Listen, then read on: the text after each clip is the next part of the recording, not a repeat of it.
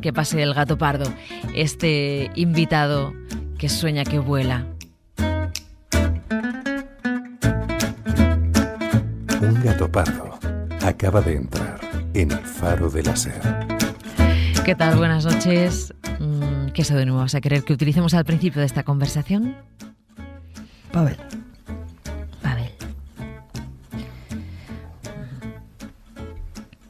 ¿Qué relación tienes con el mar?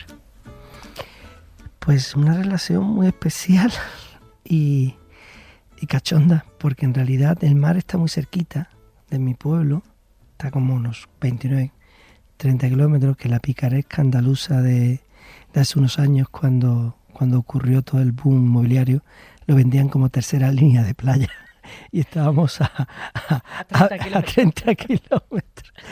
Y entonces del mar, que me encanta y claro, bueno, yo creo que a todo el mundo le encanta el mar, pero de pronto cuando me he dicho mar, me estoy acordando de ir a la playa en un ¿te acuerdas aquellos cochecitos, o sea, 133? Sí. Que eran un poquito más grandes que los Seita y tal.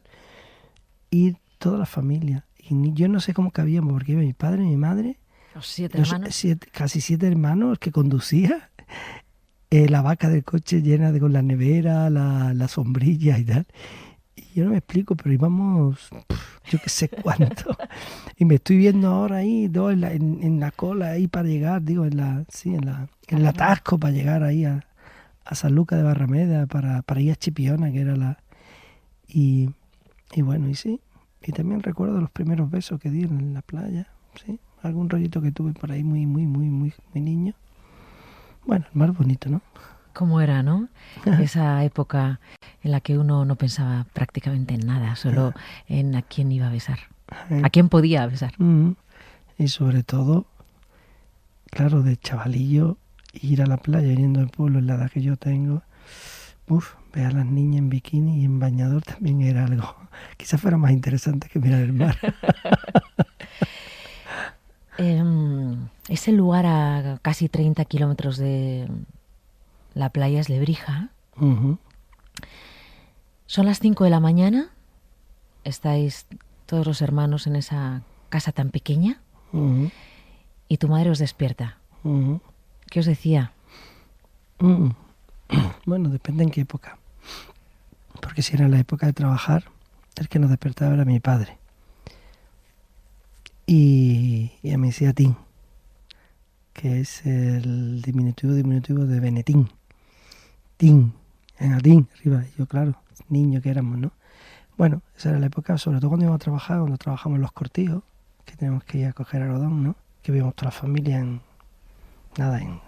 20 metros cuadrados, yo qué sé, nada.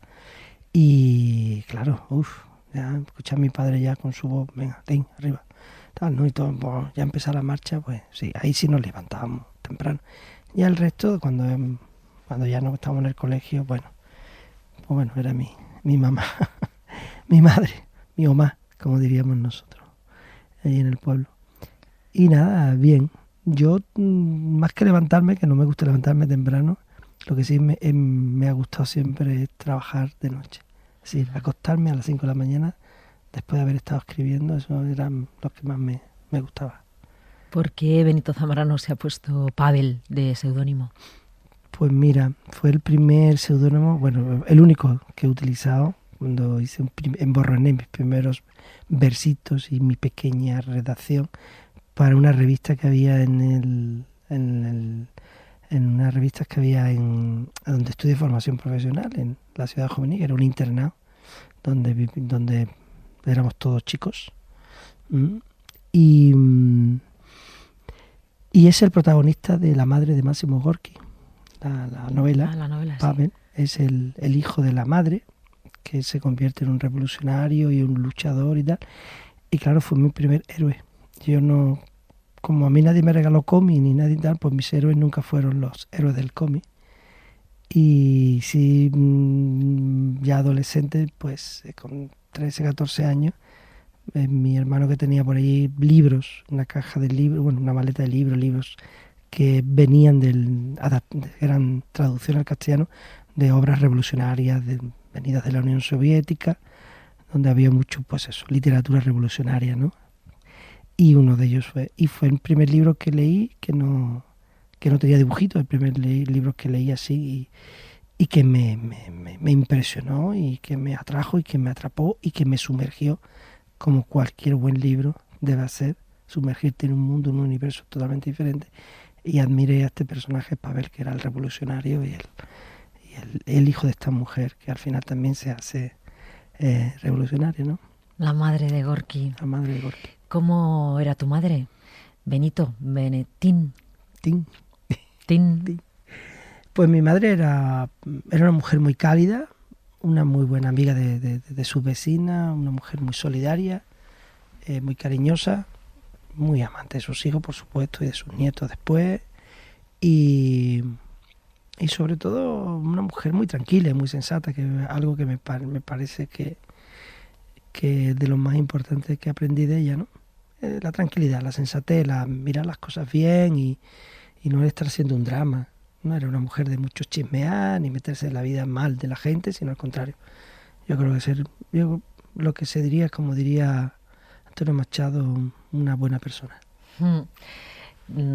Cuando hiciste Solas, durante la promoción de la película, cuando ya fue un grandísimo éxito, decías, mi productor ha sido mi madre, porque ella me ha puesto comida y cama sin preguntarme en qué líos me estaba metiendo. Cierto, sí, eso me pasó cuando, claro, ya te digo, ¿no? Yo con 14 años ya me fui prácticamente de mi casa a un internado, después terminé el internado con 21, me empecé a buscar la vida, ya me fui pagando mis cosillas y tal, pero cuando me fui a estudiar a Cuba, me fui a estudiar cine a la escuela de Cuba, volví ya con, entre una cosa y otra, 30 y pocos, posiblemente estaría en los 30, 31 años, y claro, volví a España sin tener un duro, no tenía nada. Solo mi casa y mis padres, entonces volví a mi habitación.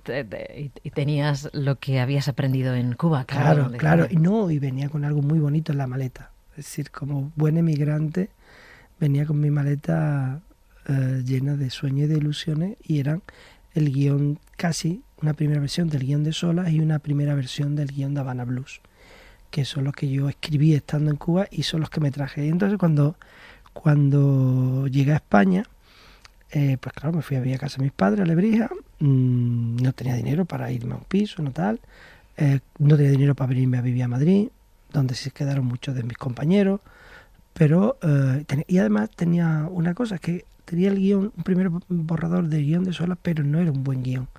Bueno, no era un buen guión, no era...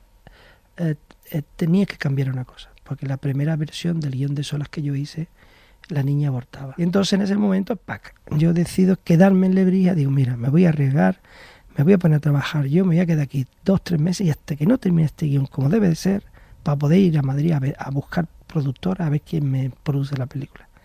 Y claro, en eso fue, y digo, bueno, ahí mi mamá, mis padres, mi mamá, mi papá, como decimos nosotros, que son jubilados, bueno, eran jubilados en aquel momento, mi padre sigue siendo jubilado, mi madre murió, entonces ellos fueron mis, digamos, productores de desarrollo, no me preguntaban nada, yo decía, ven cuando decía, hijo, ¿por qué dejaste Canal Sur si tú estabas ganando un muy buen sueldecito?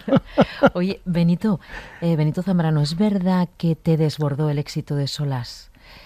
Que pasaste de ser un absoluto desconocido a ser conocidísimo, claro, que te reclamaran en todas partes.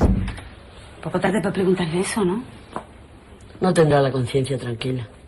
Yo sí la tengo. ¿Te duele mucho? Me duele poco. ¿Quieres que te vea el médico? No, no es para tanto. Usted sí que tiene que estar agotada. Me voy a quedar para que usted descanse. ¿No tienes que trabajar? No tengo trabajo. Descanso obligado y sin sueldo. No va a querer. Pregúntale usted. No se preocupe, sabía que tarde o temprano esto tenía que pasar. El toro con los años pierde la bravura. No te confíes. Que no se confíe. No, lo de Solas fue espectacular porque, ya te digo, si es que ni mi familia sabía lo que estaba haciendo. De hecho, yo estaba rodando en Sevilla y ninguno fue al rodeo porque, en mi pueblo en realidad casi nadie sabía, entendía bien qué es lo que yo estaba haciendo. Claro que fue una cosa que nos desbordó a todos porque todo salió mucho mejor de lo que podíamos imaginar nunca, ¿no? De entrar e ir a Berlín con una película pequeña, por la puerta pequeña, sin que nadie sin que nadie supiera casi que estábamos allí, en un año que estaban los mejores directores con las mejores películas posiblemente ese año, con proyectos, con películas muy gordas, con actores muy de internacionales, y de pronto nosotros fuimos los únicos que conseguimos, fue el premio del público en Panorama. No estábamos en competición oficial, no nos llevamos ningún premio, digamos, de los oficiales importantes, pero el público de Panorama fue, y además, claro, al ver la prensa española fue maravilloso, porque todo el mundo hizo unas críticas increíbles, y de pronto, de la noche a la mañana, fue un éxito. Me acuerdo, pues se lo contaba una vez, se lo conté a Iñaki Gabilondo, que fue muy simpático, porque claro, yo me había acostado, me dieron el premio, y la noche de la entrega del premio, pues yo me pasé borracho, yo me emborraché con la gente cantando con mi gorro. Yo no sabía inglés, no sé inglés, sigo sin saber inglés, no creo que nunca pueda aprender inglés ni nada, pero yo ahí me la apañé, yo me divertí, borracho. Y a las 9 de la mañana me llaman por teléfono, a la habitación de hotel, que Iñaki Gabilondo de la SER. ¿Cómo? ¿Que Iñaki Gabilondo? ¿Qué me dice? ¡Ostras! No, yo borracho, yo empecé a darme guantazos, digo, una entrevista, y yo una borrachera, y no podía. Entonces, bueno, fue claro, fue una noticia muy bonita, porque claro, era pasar de cero, de nada, absolutamente desconocido.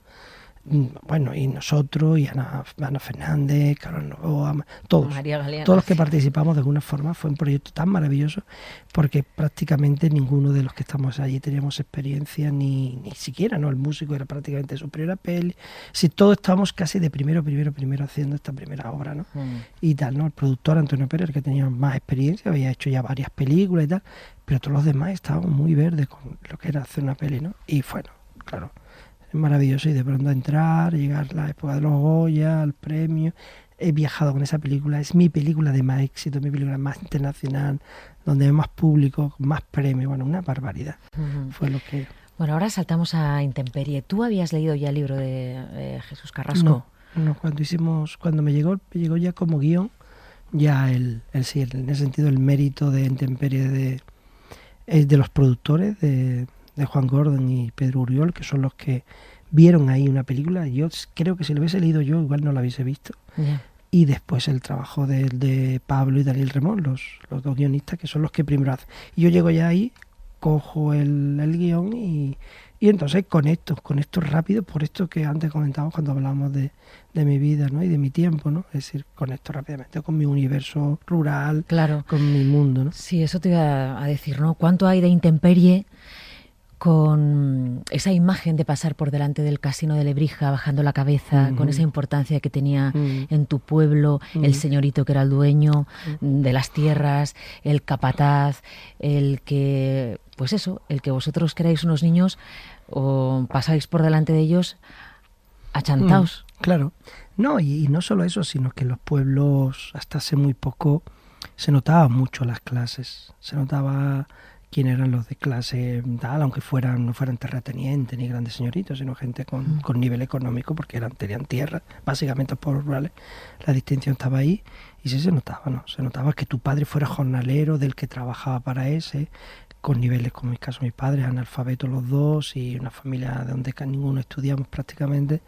Entonces, esas diferencias se notaban mucho en esa época. Sí. Digamos que cuando recibiste el guión de Intemperie, que venía también en el lote Luis Tosar. Sí, ese es el jamón ese es como cuando te regalan... El jamón de bellota de la cesta de Navidad. Pues yo no voy a decir nunca que no un jamón. Un buen jamón siempre. Si alguien tiene un jamón que le sobre estas Navidades, yo me hago cargo. Y entonces, claro, cuando recibes el guión, a ti te resulta familiar. Y es verdad que el libro no está ambientado en ninguna época. La ambientáis a mediados del siglo XX, ¿no?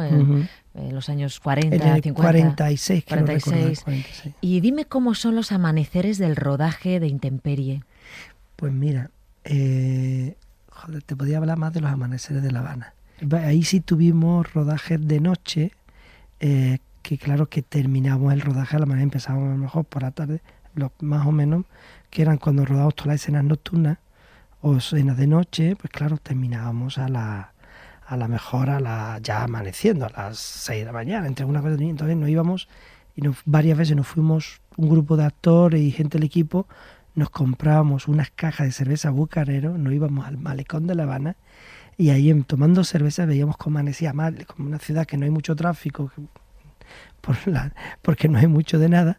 Entonces era prácticamente estar solos en el malecón de La Habana, viendo cómo lentamente amanecía, allí todos chirriendo, bueno, y más cosas que tampoco hace falta entrar en muchos detalles, tomando nuestra bucarero fresquita, y yo sobre todo satisfecho y contento más o menos de que habíamos rodado bien, que me iba. Entonces era como un momento de placer, es decir, de venir de esas cosas, de vengo a hacer trabajo que creo que está bien hecho, estoy en un lugar que me gusta estar, es aquí donde quiero estar, este es un amanecer que me lo está regalando la vida, con una cervecita fresca. ¿Qué más? Yo no necesito más nada que eso.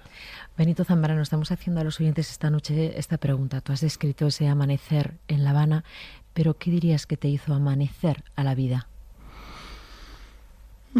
Interesante pregunta. Porque hay un momento en la tierna adolescencia, ¿no?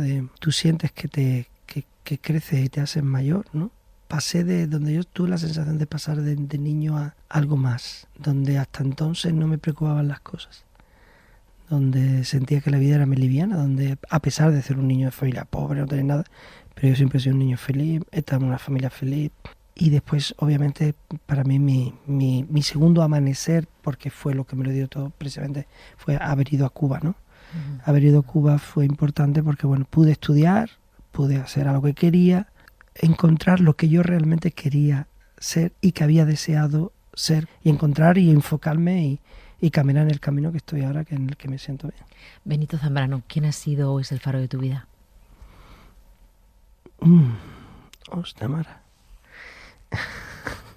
Pues son preguntas que vienen en cada momento, ¿no? Obviamente en un momento determinado fue mi madre, porque fue esa seguridad, ¿no? Yo sabía que mi madre siempre estaba ahí, donde estuviera ocurriera lo que ocurriera, y ese iba a ser mi punto de guía. Mi madre lo conecto con mi familia, mi pueblo, es decir, saber que ahí está, ahí yo tengo en mi casa, ese es mi lugar, para cuando quiera volver. Y después, después no sabría decirte cuál más que vivir y que aprovechar las luces que te puede dar algún faro, así como que vas caminando, mejor dicho, usando ya el símil, vas navegando y vas encontrando alguna luz en algún lugar y dices, mira, esa luz me brilla en mí, voy a por ella. Benito Zambrano, un placer tenerte esta madrugada aquí en el faro. Nada, un placer y nada, besitos a todos los nocturnos y nocturnas. Buenas noches. Buenas noches. Las calles de mi Habana,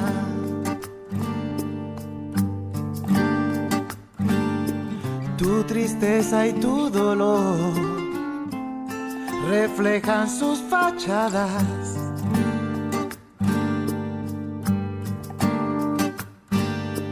Es tu alma en soledad, la voz de esta nación cansada.